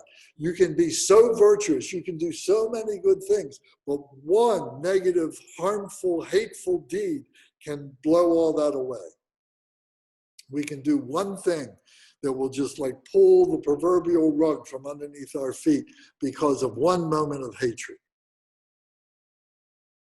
And he recognized that, he saw that, he recognized from the time that he was causing pain and from when he was a child, when he was learning martial arts in the palace, and he recognized that. So that demon went away. So he overcame that affliction of hatred. And then finally, the demon of lust came up, the demon of the body, the demon of pleasure, the demon of desire, all the flesh desire and so on, came up. And he saw that as all the jealousy. He recognized all the jealousy. He recognized all the games that people play, all the deceptions and so on. And he recognized that. So he transcended that. He transcended delusion. He transcended hatred. He transcends desire through his meditation.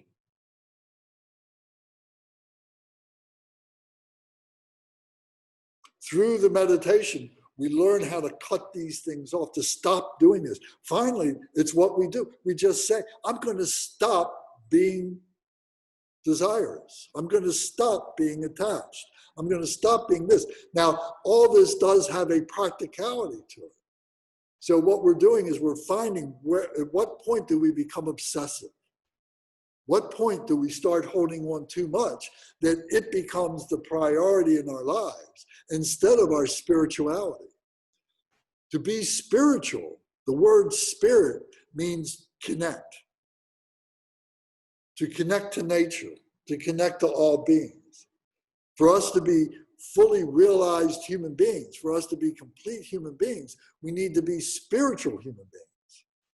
Not just physical human beings, not just intellectual human beings. Out of the 7.5 billion people on the planet right now, how many of them you think are completely absorbed with their physicality and their intellect? Most all of them. Just a few have an inkling of their spirituality. But that's what we need to be able to recognize and understand. And then as such, we're like a three-legged stool. Then that three-legged stool has stability to it. But with just two legs, there's no stability at all. But with the three, we have three bodies. We have our physical body, our intellectual body, and our spiritual body. So this is the essence of the teachings of the first turning of the wheel of Dharma that the Buddha was teaching. And then he goes in to expand upon that for the next 50 years or so. He was 35 years old when he attained enlightenment. And then for the next almost 50 years, he traveled all around northern India, what we call northern India and Nepal today. He traveled around from village to village and so on. And he would give these teachings. And people would come to him with these questions and so on. And what they exposed to him were the 50,000 emotions, that there's 50,000 emotions, and that there are 50,000 ways to be able to overcome those emotions. And those 50,000 emotions are the constructs of those 5 poisons of the hatred, of the ignorance, of the desire, of the jealousy, and of the greediness. So they're all combinations that build up out of that. So now the Buddha began to teach, and he began to show how all these things permeated into our lives and so on. And once we recognize the cause of our suffering through these emotions, then we can start cutting through. We can start eliminating. We can start simplifying. And then we begin to be more happy. We begin to be more stable. And so we'll be, as I said, more complete human beings. So the Buddha now was called Buddha Shakyamuni, Shakyamuni Buddha. So Shakyamuni is he taught in Sanskrit. So the languages of that area, of Tibet and of India and of the Indus Valley, were all based on the Sanskrit language. And so he taught in that language. So many of these words remain as Sanskrit because there's no really good English equivalent to them. It would take a paragraph to describe one simple word in Sanskrit. So anyway, so he was called the Sakyamuni. Sakya was like the family clan, was his father's clan, were the Sakyas. And Muni means a sage. So he was the sage of the Sakyas. So his name, Sakyamuni Buddha, became what he was known as. And he's the historical Buddha who lived. So there's many ways in which he taught this, and we'll look into those different ways in which he articulated all this and used imagery to be able to convey these ideas that human beings need to be able to kind of wrap their minds around. So this is what Buddhism 101 is all about, is being able to give a vocabulary, to be able to give some imagery to all this so that we can recall this, so we can talk about all this. And then also, we're also teaching the elements and learning the elements of meditation, how we can apply this, because the meditation is the part of the mindfulness, of the Eightfold Path, where now we can transcend all the everyday stuff that we go through, so that we can transcend our physicality, we can transcend our intellectualism to get to the point of our spirituality and look at things from the point of view of a spiritual being, and not just of an intellectual or a physical being. So the meditation is a very, very, very important part of this. So the Buddha taught, as I said, for 50 years or so, and traveled all around, and had many, many, many thousands of students, and he had many, many retreats. And during the summertime, when the monsoons would come, he would go to favorite places, and many people would come for the whole summertime, and he would give very, very powerful teachings and so on. His teachings are called the sutras. They're like the Gospels, and these are the literal words of the Buddha. Many of his followers were of exceptional intelligence, and although they weren't writing, Sanskrit wasn't a written language at the time. but they could memorize, and he would repeat these things over and over and over again. And these monks, stayed, as part of his disciples that followed him around, and they could remember these things.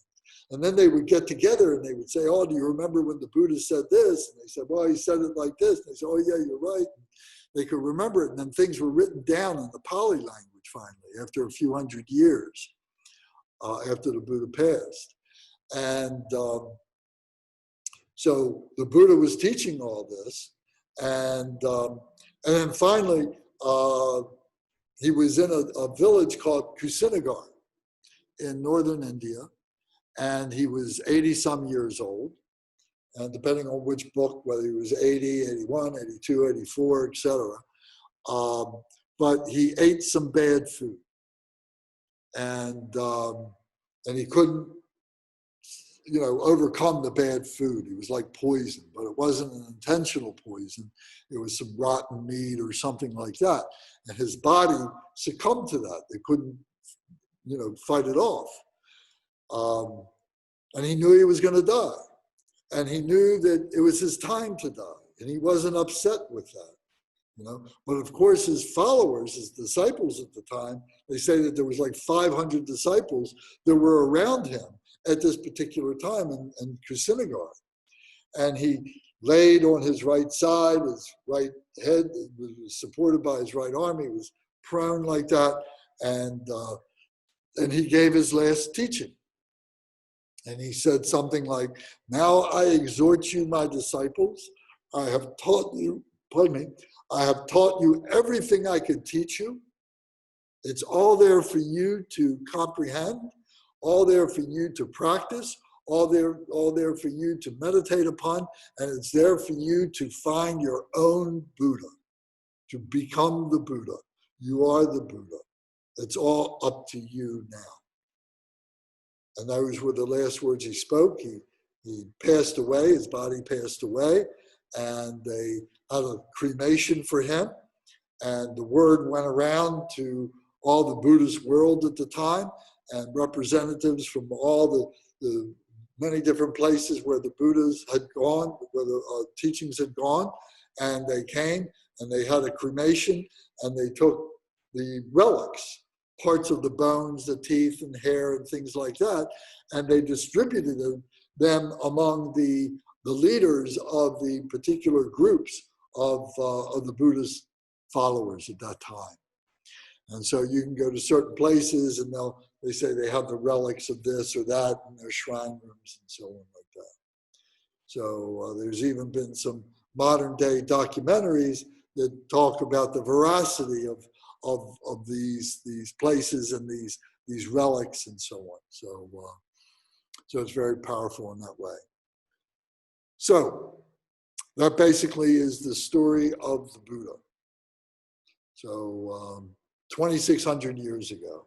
There's many similarities. As you can see that Buddhism stands on the shoulders, came out of Hinduism. And many of the cultural implements and practices and so on that are in Hinduism were taken up by the Buddhists, that were used by the Buddhists. It all came out of Mother India and so on. It's not unlike, and we can talk about it, that Christianity came out of Judaism. And many of the things in Christianity came out of Buddhism and so on. And there's been many parallels that have been made of the things in Christianity are things that are in Buddhism, that are in Hinduism. So we can talk about that. There's many books that have been written about that and so on. So it's all very interesting stuff to be able to discuss. So there you are. Are there any questions or comments?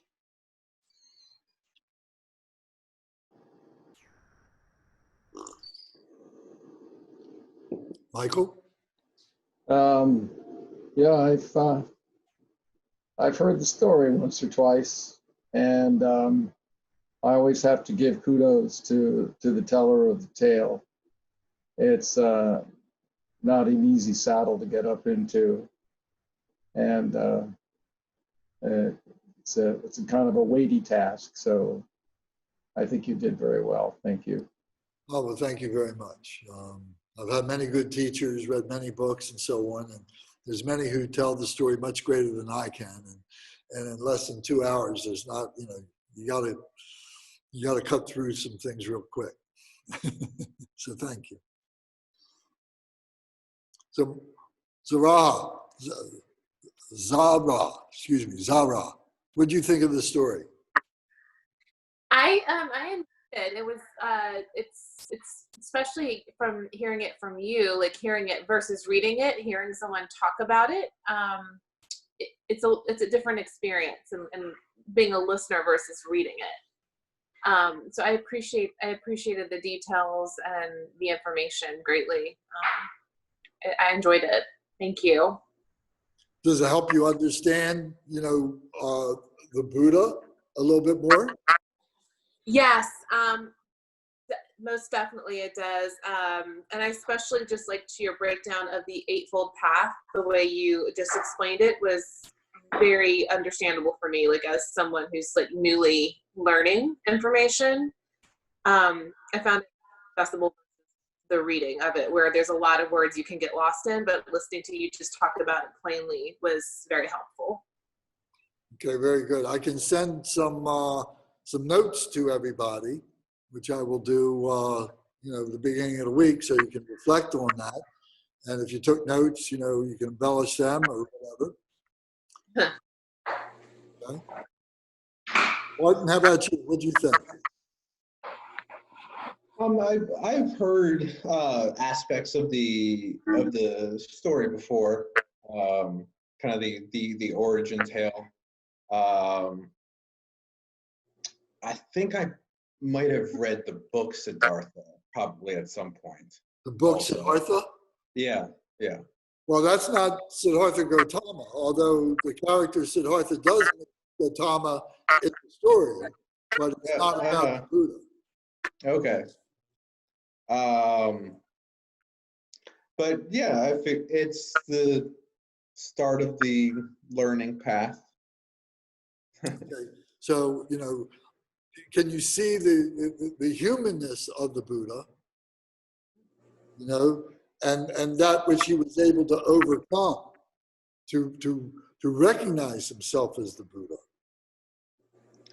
Oh, of course. And I guess, I don't want to get ahead of myself, but there's the kind of the way of looking at the world and looking within yourself.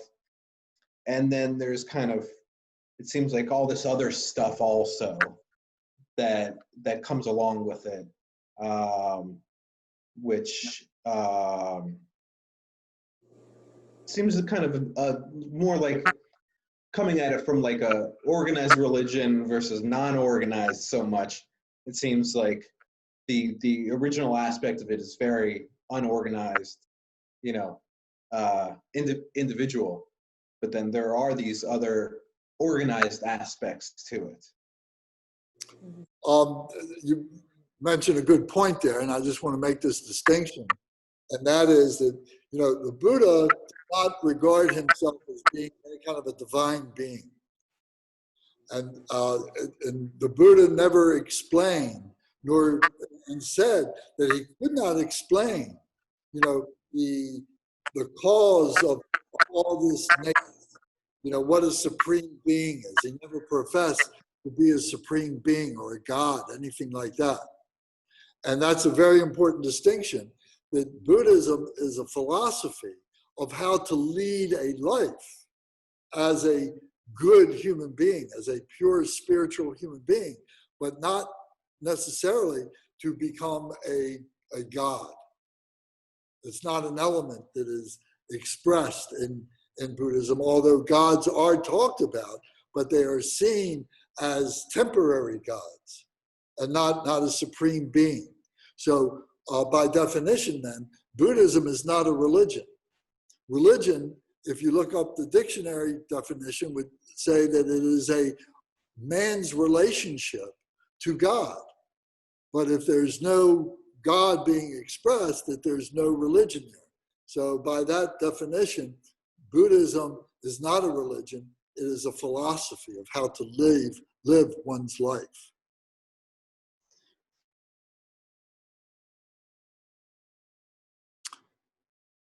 William, what do you think?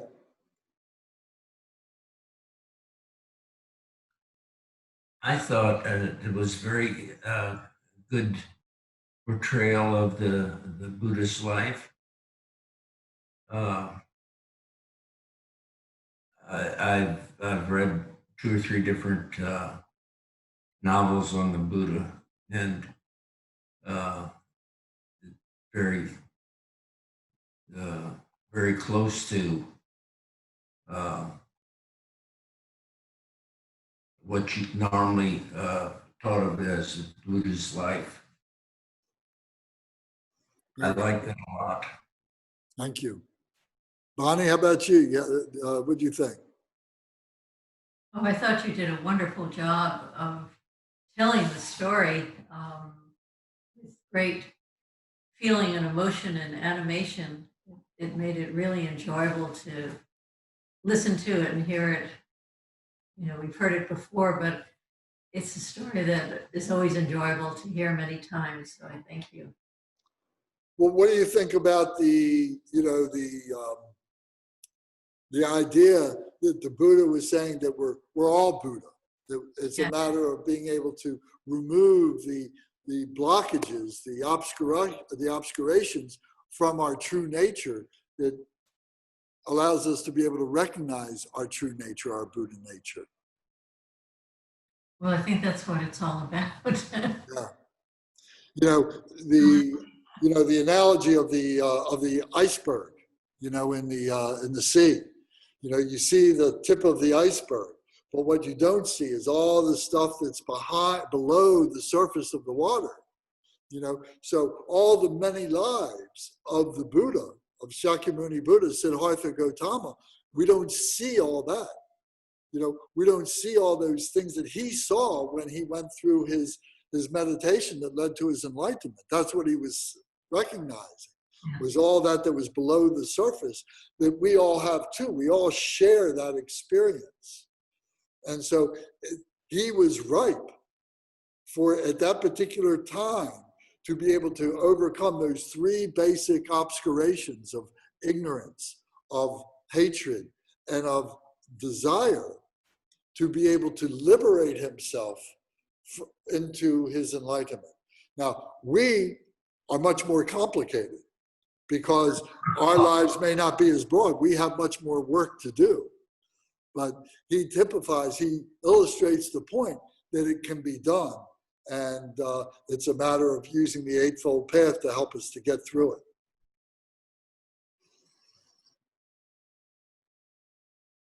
Okay. So, Max, how are you? Hi, sorry, my bad. I'm sorry I joined up late. I honestly misread the time as 9 p.m., starting at 9 p.m.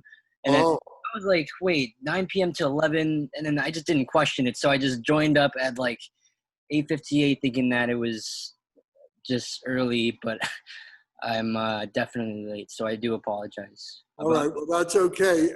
This has been recorded, so if you would like to go onto YouTube, you'll be able to see this again, as it started at 7 o'clock this evening. And if you want to take the time to do that, you'd hear the story of the Buddha. So if you enjoy this, you want to look at this as something that you want to engage in for the next 7 weeks after this, I think you'll find it very, very good.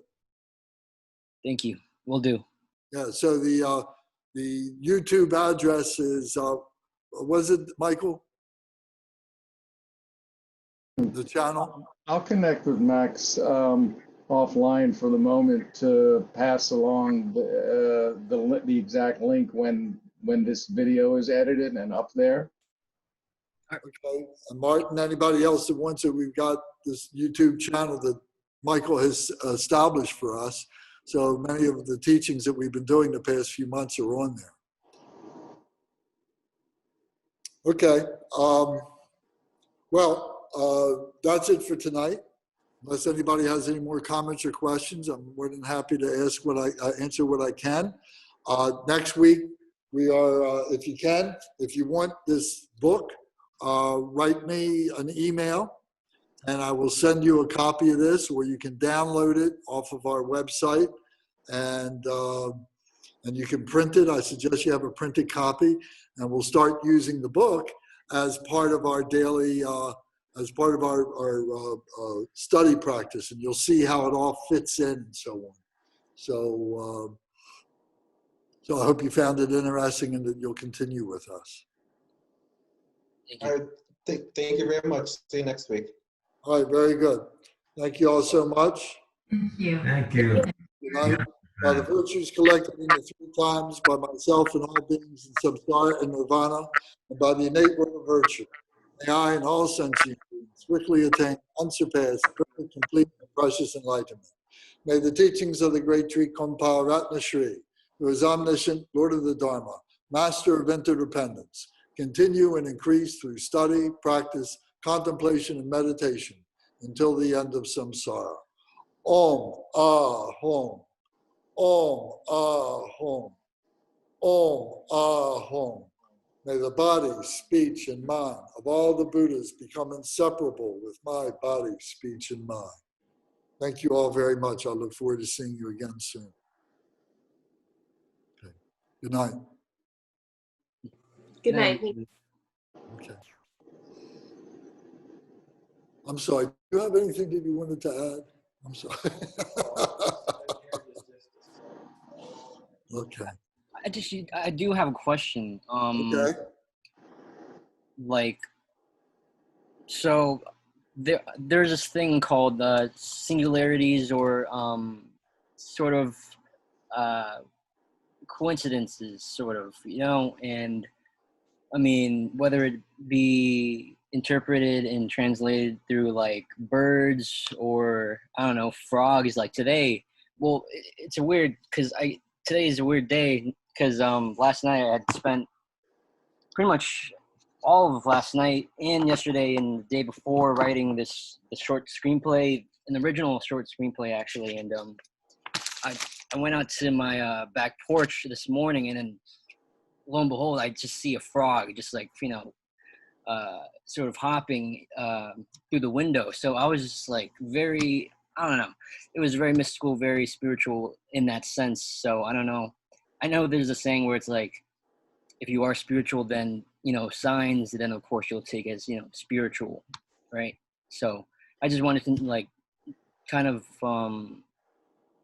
get your thoughts and any guidance supposedly on how to like, whether that's even a good path to hold in your mind or to like, not to reject it or, you know, to accept it or something. I don't know.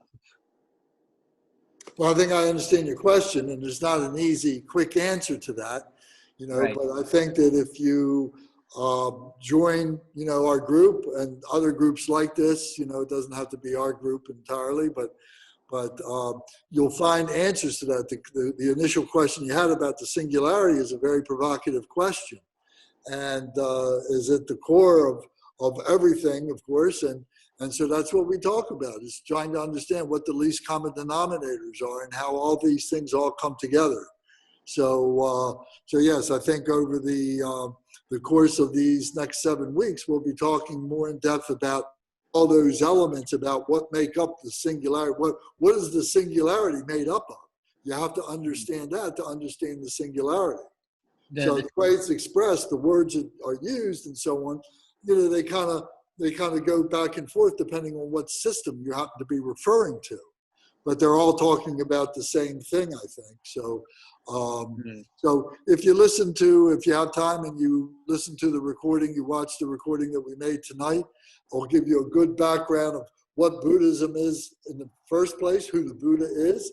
It will be a reference point of all the other talks that we give. So if you give it some time, I think that answer is going to come to you through being able to assimilate all these other things that we're talking about. And it's one of the beautiful things about Buddhism, is that what was relevant 2,600 years ago is relevant today.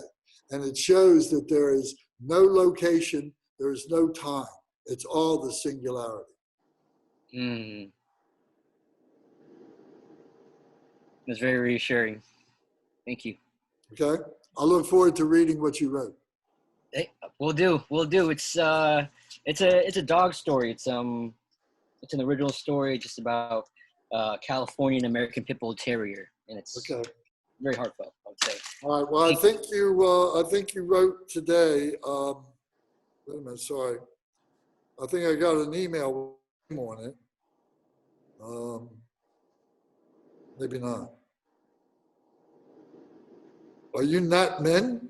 You're not. Yes. Oh, Yes. is that you? Okay. Yes. Okay, but you go by Max? Mhm. Max, now I see it. Okay, well, I got your email and I will include you on our list of things that we do in OK.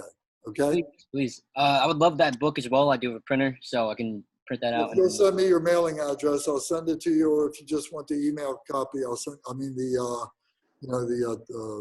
the e version, I'll send you that. Awesome. Sure All thing. right? Yes. Thank you. All right, thank you. Okay, Good night, everybody. good night. Michael, did you have anything? No, I didn't. No, I'll give Max a moment to download the basic prayer book, which is in the chat vehicle. And All right, it's in the chat if you want to print, Max, if you want to print that. I actually don't see the entire chat for the if anything was Here, I'm pointed. gonna throw it in your chat. There it is. But yeah, that would be very helpful. Thank you. Okay, that'll just take a second. All right, Lance. All right, well, I'm going to end and you guys can figure out what you need. And I look forward to seeing you tomorrow, Michael. And Morning. Max, do you live nearby here? Yes, Springfield. Oh, okay. Well, Yeah, whenever real- you're comfortable, we have small group coming here, for Sunday practice.